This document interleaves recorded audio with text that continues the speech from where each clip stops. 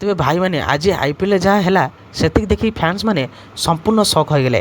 KKR versus PBKS match हठात बंद हो गला। आउ रिजन शुणिले तो आपण आहरी अधिक सरप्राइज हे। तेबे इडेन गार्डेन्स रे एही मैच टी ऑलरेडी बहुत एक्साइटिंग थिला। केकेआर और पीबीकेएस दुहे टीम भल परफॉर्मेंस देवाई रेडी थे। फैंस मैंने स्टाडियम रे फुल एनर्जी रे थिले।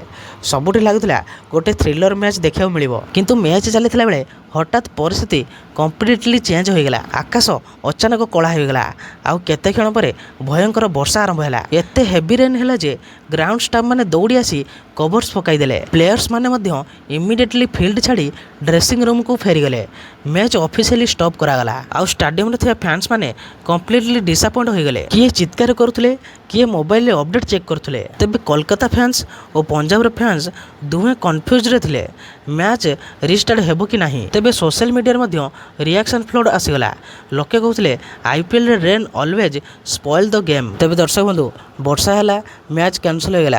किंतु दुहे टीम गोटे गोटे पॉइंट पाइले। तेबे पंजाब एवं कोलकाता दुहे टीम निराश होइतिबे। कारण जो टीम जीति था से 2 पॉइंट पाई था। पॉइंट भाग जोगु बेकार हो गला। तबे दर्शक बंधु आपण मानक मतरे कौन कमेंट निश्चय जनातु। तबे दर्शक बंधु आपण मैंने जदि एही भली वीडियो देखा चाहते ताले वीडियो गोटे लाइक एवं चैनल को सब्सक्राइब कर दियंतु। तेबे रहिली जय श्री राम।